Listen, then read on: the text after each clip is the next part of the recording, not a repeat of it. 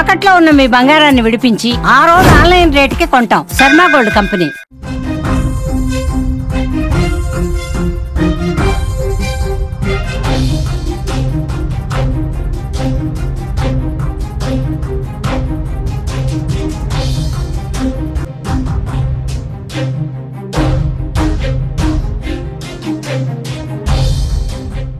నోవాటెలో CM Revanth రెడ్డికి పెను ప్రమాదం తప్పినట్లయింది. ముఖ్యమంత్రి ఎక్కిన లిఫ్ట్ మధ్యలో ఆగిపోయింది. 8 మంది ఎక్కాల్సిన లిఫ్ట్ లో 13 మంది ఎక్కడంతో లిఫ్ట్ మురాయించినట్లుగా తెలుస్తోంది. దీంతో ఏం జరుగుతుందో తెలియక అధికారులు ఆందోళనకు గురయ్యారు. హోటల్ సిబ్బంది, ముఖ్యమంత్రి సెక్యూరిటీ అధికారులు వెంటనే అప్రమత్తమై లిఫ్ట్ ఓపెన్ చేయడంతో పెను ప్రమాదం తప్పినట్లయింది.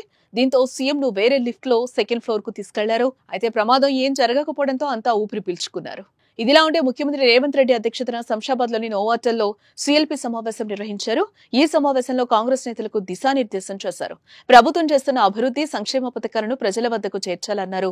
దీంతో పాటు సోషల్ మీడియాలో ఎమ్మెల్యేలు యాక్టివ్ గా లేరని, తమ సొంత నియోజకవర్గాల్లో ఉండాలంటూ క్లాస్ తీసుకున్నారు.